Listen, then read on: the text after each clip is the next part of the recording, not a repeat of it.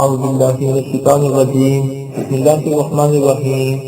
آج ہم سورہ شورى کی آیت نمبر 45 سے تلاوت، ترجمہ اور تفسیر کا آغاز کریں گے۔ بسم اللہ الرحمن الرحیم، آیت نمبر 45۔ وَتَرَاهُمْ يُعْرَضُونَ عَلَيْكَ خَاشِعِينَ مِنَ الذِّلِّ يَنظُرُونَ مِنْ طَرْفٍ خَفِيٍّ وقال الذين آمنوا إن الخاسرين الذين خاسروا أنفسهم وأهليهم يوم القيامة ألا إن الظالمين في عذاب مقيم۔ ترجمہ، اور تم انہیں دیکھو گے کہ انہیں اس حال میں آگ پر پیش کیا جائے گا کہ ذلت کے مارے جھکے ہوئے ہوں گے، چھپی نگاہوں سے دیکھ رہے ہوں گے، اور ایمان والے کہیں گے بے شک نقصان والے وہی ہیں جنہوں نے اپنی جانوں اور اپنے گھر والوں کو قیامت کے دن نقصان میں ڈالا۔ خبردار، بے شک ظالم ہمیشہ عذاب میں ہے۔ تفسیر، یعنی جب ظالموں کو آگ میں پیش کیا جائے گا تو اس وقت تم انہیں اس حال میں دیکھو گے کہ وہ ذلت اور خوف کے باعث جہنم کی آگ کو ایسی چھپی ہوئی نگاہوں سے دیکھیں گے کہ جیسے قتل کا ملزم اپنے قتل کے وقت تلوار کو دیکھتا ہے کہ اب یہ مشکل چلنے والی ہے۔ اور جب ایمان والے کفار کا یہ حال دیکھیں گے تو کہیں گے بے شک نقصان اٹھانے والے وہی ہیں جو اپنی جانوں اور اپنے گھر والوں کو قیامت کے دن ہار بیٹھے۔ اپنی جانوں کو ہارنا تو یہ ہے کہ وہ کفر اختیار کر کے جہنم کے دائمی عذاب میں گرفتار ہوئے، اور گھر والوں کو ہارنا یہ ہے کہ ایمان لانے کی صورت میں جنت کی جو حوریں ان کے لیے نامزد تھیں ان سے وہ محروم ہو گئے۔ آیت کے آخر میں اللہ تعالیٰ نے ارشاد فرمایا، خبردار، بے شک ظالم ہمیشہ، کافر ہمیشہ عذاب میں ہے۔ آیت نمبر 46۔ وَمَا كَانَ لَكُم مِّنْ أَوْلِيَاءَ يَنصُرُونَ مِن دُونِ اللَّهِ وَمَن يُضْلِلِ اللَّهُ فَمَا لَهُ مِن سَبِيلٍ۔ ترجمہ، اور ان کے لیے دوست نہ ہوں گے جو اللہ کے مقابلے میں ان کی مدد کریں، اور جسے اللہ گمراہ کرے اس کے لیے کوئی راستہ نہیں۔ تفسیر، یعنی جب اللہ تعالیٰ قیامت کے دن ان کافروں کو عذاب دے گا تو اس وقت ان کے کوئی دوست نہ ہوں گے جو اللہ تعالیٰ کے مقابلے میں ان کی مدد کریں گے اور انہیں اللہ تعالیٰ کی طرف سے ملنے والے عذاب سے بچا سکیں۔ اور جسے اللہ تعالیٰ دنیا میں حق کے راستے سے بھٹکا دے تو اس کے لیے ایسا کوئی راستہ نہیں جو اسے دنیا میں حق تک اور آخرت میں جنت تک پہنچا سکے، کیونکہ کسی کو ہدایت دے دینا یا اس میں گمراہی پیدا کر دینا اللہ تعالیٰ کے علاوہ اور کسی کے اختیار میں نہیں ہے۔ آیت نمبر 47۔ استجیبوا لربکم من قبل ان یأتی یوم لا مرد له من اللہ ما لکم من ملجأ یومئذ وما لکم من نکیر۔ ترجمہ، اس دن کے آنے سے پہلے اپنے رب کا حکم مان لو جو اللہ کی طرف سے چلنے والا نہیں۔ اس دن تمہارے لیے کوئی پناہ نہ ہوگی اور نہ تمہارے لیے انکار کرنا ممکن ہوگا۔ کثیر، اس سے پہلی آیت میں واضح اور بعید بیان کرنے کے بعد اب اس آیت میں وہ چیز بیان کی جا رہی ہے جو مقصود اصلی ہے۔ چنانچہ ارشاد فرمایا کہ لوگوں، وہ دین جو اللہ تعالیٰ کی طرف سے چلنے والا نہیں، اس کے آنے سے پہلے تم اپنے رب عز و جل کا داعی کا حکم مان لو اور محمد مصطفیٰ صلی اللہ علیہ وسلم پر ایمان لے آؤ۔ جس تمہارے رب عز و جل کی طرف سے جو کچھ یہ لائے ہیں اس میں ان کی فرما برداری کر لو۔ اے لوگوں، یاد رکھو جب وہ دین آئے گا تو اس دن تمہارے لیے کوئی جائے پناہ نہ ہوگی، اور جس میں پناہ دے کر تم اپنے بنیادی کفر کی بنا پر نازل ہونے والے اللہ تعالیٰ کے عذاب سے بچ سکو، اور نہ تمہارے لیے اپنے کفر اور شرک اور گناہوں سے انکار کرنا ممکن ہوگا۔ اس دن رہائی کی کوئی صورت نہیں ہوگی، نہ عذاب سے بچ سکو گے اور نہ اپنے ان سبھی اعمال کا انکار کر سکو گے جو تمہارے اعمال ناموں میں درج ہیں۔ آیت میں جس دن کا ذکر ہوا اس سے موت کا دن یا قیامت کا دن مراد ہے۔ اس آیت سے معلوم ہوا کہ ہم اپنی آخرت کو سنوارنے کے لیے جو کچھ کر سکتے ہیں وہ اس دنیا کی زندگی نہیں کرنا ہوگا۔ موت کے وقت اور قیامت کے دن کے آنے کے بعد نیک اعمال کرنے کا کوئی موقع ہاتھ میں نہیں رہے گا۔ ایک اور مقام پر اللہ تعالیٰ ارشاد فرماتے ہیں سورہ انفال کے اندر، ترجمہ، اے ایمان والو، اللہ اور اس کے رسول کی بارگاہ میں حاضر ہو جاؤ جب وہ تمہیں اس چیز کے لیے بلائے جو تمہیں زندگی دیتی ہے، اور جان لو کہ اللہ کا حکم آدمی اور اس کے دل کے درمیان حائل ہو جاتا ہے، اور یہ کہ اس کی طرف تمہیں اٹھایا جائے گا۔ اسی طرح اللہ تعالیٰ سورہ رعد میں ارشاد فرماتا ہے، جن لوگوں نے اپنے رب کا حکم مانا انہی کے لیے بنائی ہے، اور جنہوں نے اس کا حکم نہ مانا ان کا یہ حال ہوگا کہ اگر زمین میں جو کچھ ہے وہ سب اور اس جیسا اور اس کے ساتھ ہوتا تو اپنی جان چھڑانے کو دے دیتے۔ ان کے لیے برا حساب ہوگا اور ان کا ٹھکانہ جہنم ہے، اور وہ کیا ہی برا ٹھکانہ ہے۔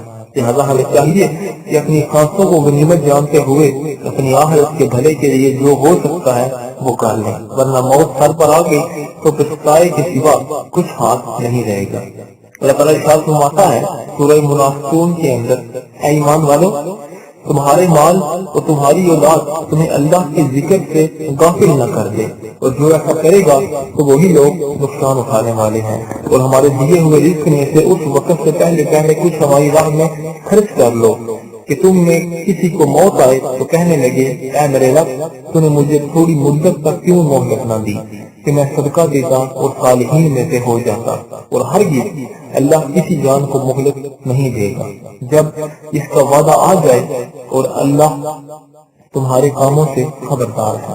اسی طرح اللہ تعالیٰ سورہ مومنون میں ارشاد فرماتا ہے، ترجمہ، یہاں تک کہ جب ان میں سے کسی کو موت آتی ہے تو کہتا ہے کہ میرے رب مجھے واپس لوٹا دے، جس دنیا کو میں نے چھوڑ دیا شاید اب میں اس میں کچھ نیک عمل کر لوں۔ ہرگز نہیں، یہ تو ایک بات ہے جو وہ کہہ رہا ہے، اور ان کے آگے ایک رکاوٹ ہے اس دن تک جس دن وہ اٹھائے جائیں گے، کہ جب سور میں پھونک ماری جائے گی تو نہ ان کے درمیان رشتے رہیں گے اور نہ ایک دوسرے کی بات پوچھیں گے۔ تو جن کے پردے بھاری ہوں گے تو وہی کامیاب ہونے والوں میں سے ہیں، اور جن کے پردے ہلکے ہوں گے تو یہ وہی ہوں گے جنہوں نے اپنی جانوں کو نقصان میں ڈالا، اور وہ ہمیشہ دوزخ میں رہیں گے۔ ان کے چہروں کو آگ جلا دے گی اور اس میں منہ چلائے ہوئے ہوں گے۔ اللہ تعالیٰ ہمیں دنیا کی زندگی میں اپنی آخرت کی بھرپور تیاری کرنے کی توفیق عطا فرمائے، آمین بجاہ نبی الامین۔ آیت نمبر 48، فَإِنْ أَعْرَضُوا فَمَا أَرْسَلْنَاكَ عَلَيْهِمْ حَفِيظًا إِنْ عَلَيْكَ إِلَّا الْبَلَاغُ وَإِنْ إِذَا أَذَقْنَا الْإِنسَانَ مِنَّا رَحْمَةً فَرِحَ بِهَا وَإِنْ تُصِبْهُمْ سَيِّئَةٌ بِمَا قَدَّمَتْ أَيْدِيهِمْ فَإِنَّ الْإِنسَانَ كَفُورٌ۔ ترجمہ، تو اگر وہ منہ پھیریں تو ہم نے تمہیں ان پر نگہبان بنا کر نہیں بھیجا، تم پر صرف تبلیغ کی ذمہ داری ہے، اور جب ہم آدمی کو اپنی طرف سے کسی رحمت کا مزہ دیتے ہیں وہ اس پر خوش ہو جاتا ہے، اور اگر انہیں ان کے ہاتھوں کے آگے بھیجے ہوئے اعمال کی وجہ سے کوئی برائی پہنچے تو انسان بڑا ناشکرا ہے۔ تفسیر، فَإِنْ أَعْرَضُوا، تو اگر وہ منہ پھیریں۔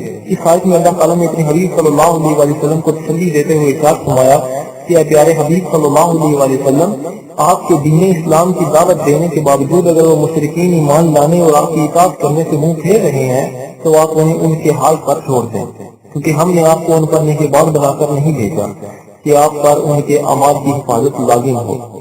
آپ پر صرف رسالت کی تبلیغ کی ذمہ داری ہے اور وہ آپ نے ادا کر دی۔ وَإِنَّا إِذَا أَذَقْنَا الْإِنسَانَ مِنَّا رَحْمَةً، جب ہم آدمی کو اپنی طرف سے کسی رحمت کا مزہ دیتے ہیں۔ آیت کی اس حصے کا خلاصہ یہ ہے کہ جب ہم آدمی کو اپنی طرف سے کسی رحمت کا مزہ دیتے ہیں، ہاں وہ دولت، ثروت یا صحت یا عافیت، امن اور سلامتی ہو یا مقام و مرتبہ، تو اس پر وہ خوشی نہیں کرانے اور فخر کرنے لگ جاتا ہے، اور اگر انہیں ان کی نافرمانیوں اور معصیتوں کی وجہ سے کوئی برائی پہنچے یا اور کوئی مصیبت بلا یا کوئی جیسے قحط، بیماری اور تنگدستی غیر رونما ہو تو انسان بڑا ناشکرا ہو جاتا ہے اور ان مصیبتوں کو دیکھ کر نعمتوں کو بھول جاتا ہے۔ آیت نمبر 49، للہ ملک السماوات والارض یہلک ما یشاء یہب لمن یشاء اناثا ویہب لمن یشاء ذکور۔ آیت نمبر 50، او یزوجہم ذکرانا واناثا ویجعل من یشاء عقیما انہ علیم قدیر۔ ترجمہ، آسمانوں اور زمین کی سلطنت اللہ کے لیے ہے، وہ جسے چاہے پیدا کرے، جسے چاہے بیٹیاں عطا فرمائے اور جسے چاہے بیٹے دے، یا بیٹے اور بیٹیاں دونوں ملا دے اور وہ جسے چاہے بانٹ کرتے، بے شک وہ علم والا، قدرت والا ہے۔ تفسیر، للہ ملک السماوات والارض، آسمانوں اور زمین کی سلطنت اللہ ہی کے لیے ہے، یعنی آسمان اور زمین کا حقیقی مالک اللہ تعالیٰ ہی ہے، اور ان میں جیسا چاہتا ہے تصرف فرماتا ہے، اور اس میں کوئی دخل دینے اور اعتراض کرنے کی مجال نہیں۔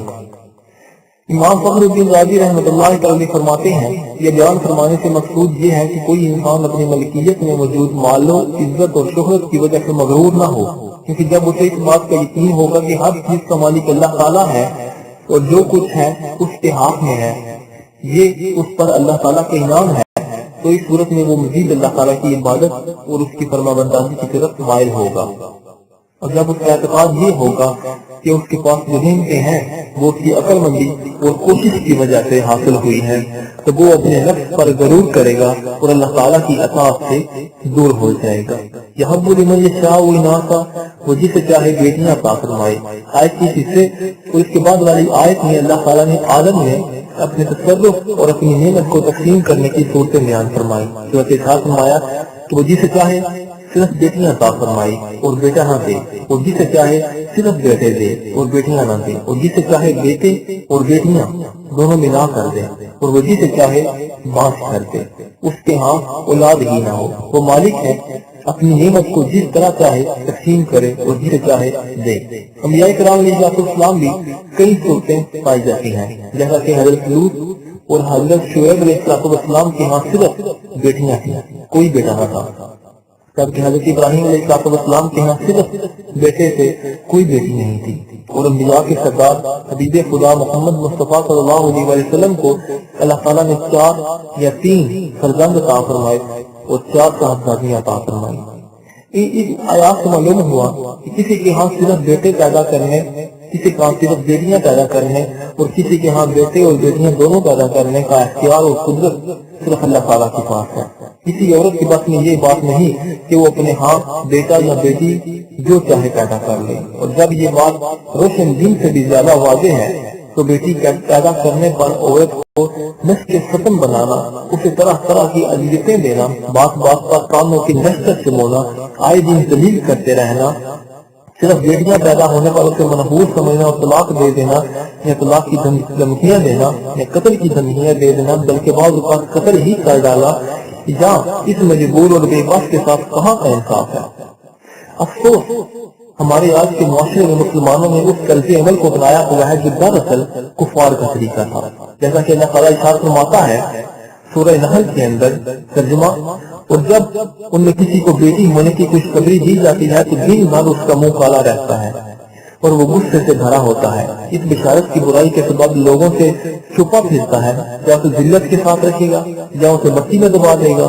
خبردار، یہ کتنا برا فیصلہ ہے۔ افسوس اسلام نے عورت کو جس راز سے نکالا، آج کے لوگ اسے پھر سے اسی یاد میں چونک رہے ہیں۔ اسلام نے کفار کے چھینے ہوئے جو حق عورت کو واپس لائے، آج کے مسلمان وہی حق چھیننے میں لگے ہوئے ہیں۔ اسلام نے عورت کو ذلت اور رسوائی کی چکی سے نکال کر معاشرے میں جو عزت اور مقام عطا فرمایا، آج کے مسلمان دوبارہ اسے اسی چکی میں پسنے کے لیے دھکیل رہے ہیں، اور شاید انہی بدعملیوں کا نتیجہ ہے کہ آج اسلام کے دشمن عورت کے حقوق کی یاد میں مسلمانوں کے اسی کردار کو دنیا کے سامنے پیش کر کے دین اسلام جیسے امن کے علمدار مذہب کو دہشت گرد مذہب ثابت کرنے پر تلے ہوئے ہیں۔ اللہ تعالیٰ مسلمانوں کو ہدایت عطا فرمائے، آمین۔ آیت نمبر 51۔ وَمَا كَانَ لِبَشَرٍ أَن يُكَلِّمَهُ اللَّهُ إِلَّا وَحْيًا أَوْ مِنْ وَرَاءِ حِجَابٍ أَوْ يُرْسِلَ رَسُولًا فَيُوحِيَ بِإِذْنِهِ مَا يَشَاءُ إِنَّهُ عَلِيٌّ حَكِيمٌ۔ ترجمہ، اور کسی آدمی کے لیے ممکن نہیں کہ اللہ اس سے کلام فرمائے مگر وحی کے طور پر، یا یوں کہ وہ آدمی عظمت کے پردے کے پیچھے ہو، یا یہ کہ اللہ تعالیٰ کوئی فرشتہ بھیجے تو وہ فرشتہ اس کے حکم سے وہی پہنچائے جو اللہ چاہے، بے شک وہ بلندی والا حکمت والا ہے۔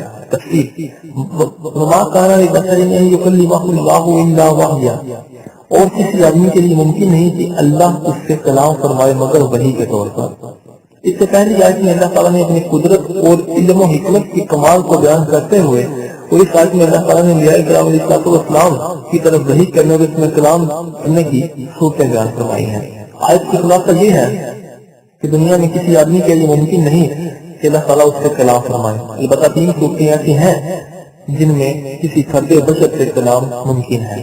نمبر 1 وحی کے طور پر، یعنی اللہ تعالیٰ کسی واسطے کے بغیر اس کے دل میں القاء فرما کر اور اسے بیداری یا خواب میں الہام کر کے کلام فرمائے۔ اس صورت میں وحی کا پہنچنا فرشتے اور سماعت کے واسطے کے بغیر ہے، اور آیت میں الا وحیا یہی مراد ہے۔ نیز اس میں یہ قید بھی نہیں کہ اس حال میں جس کی طرف وحی کی گئی ہو وہ کلام فرمانے والے کو دیکھتا ہو یا نہ دیکھتا ہو۔ امام مجاہد رضی اللہ تعالیٰ سے منقول ہے، اللہ تعالیٰ نے حضرت داؤد علیہ السلام کے سینہ مبارک میں زبور کی وحی فرمائی، اور حضرت ابراہیم علیہ السلام کو فرزند ذبح کرنے کے خواب میں وحی فرمائی، اور تاجدار رسالت صلی اللہ علیہ وسلم سے معراج میں اس طرح کی وحی فرمائی جس کا فَأَوْحَىٰ إِلَىٰ عَبْدِهِ مَا أَوْحَىٰ میں بیان ہے۔ یہ سب اسی قسم میں داخل ہیں۔ انبیاء کرام علیہ السلام کے خواب حق ہوتے ہیں، جیسا کہ حدیث شریف میں ہے کہ انبیاء کرام علیہ السلام کے خواب وحی ہے۔ نمبر 2 وہ آدمی عظمت کے پردے کے پیچھے ہو، یعنی رسول پس پردہ اللہ تعالیٰ کا کلام سنے۔ وحی کے اس طریقے میں کوئی واسطہ نہیں، لیکن سننے والے کو اس حال میں کلام فرمانے والے کا دیدار نہیں ہوتا۔ حضرت موسیٰ علیہ السلام اسی طرح کے کلام سے مشرف فرمائے گئے۔ یہودیوں نے حضرت صلی اللہ علیہ وسلم سے کہا تھا کہ اگر آپ نبی ہیں تو اللہ تعالیٰ سے کلام کرتے وقت اس کو کیوں نہیں دیکھتے، جیسا کہ حضرت موسیٰ علیہ السلام دیکھتے تھے۔ حضرت صلی اللہ علیہ وسلم نے جواب دیا کہ حضرت موسیٰ علیہ السلام نہیں دیکھتے تھے بلکہ صرف کلام سنتے تھے۔ اس پر اللہ تعالیٰ نے یہ آیت نازل فرمائی۔ یہاں یہ مسئلہ یاد رہے کہ اللہ تعالیٰ اس سے پاک ہے کہ اس کے لیے کوئی ایسا پردہ ہو یا جیسا جسمانیت کے لیے ہوتا ہے، اور آیت میں مذکورہ پردہ سے مراد سننے والے کا دنیا میں دیدار نہ کر سکنا ہے۔ نمبر 3 اللہ تعالیٰ کوئی فرشتہ بھیجے تو وہ فرشتہ اللہ تعالیٰ کے حکم سے وحی پہنچائے جو اللہ تعالیٰ چاہے۔ وحی کے اس طریقے میں رسول کی طرف وحی پہنچنے میں فرشتے کا واسطہ ہے۔ انہ علی حکیم، بے شک وہ بلندی والا حکمت والا ہے، یعنی بے شک اللہ تعالیٰ مخلوق کی صفات سے بلند اور پاک ہے، اور وہ اپنے تمام اعمال افعال میں حکمت والا ہے۔ یہی وجہ ہے کہ کبھی وہ القاء و الہام کے ذریعے اور کبھی اپنا کلام سنا کر بغیر واسطے کے کلام کرتا ہے، اور کبھی فرشتے کے واسطے کلام کرتا ہے۔ اللہ عز و جل سے دعا ہے کہ جو کچھ سنا اس پر عمل کرنے، اس کو یاد رکھنے اور اسے دوسرے مسلمانوں تک پہنچانے کو توفیق عطا فرمائے۔ آمین بجاہ نبی آمین۔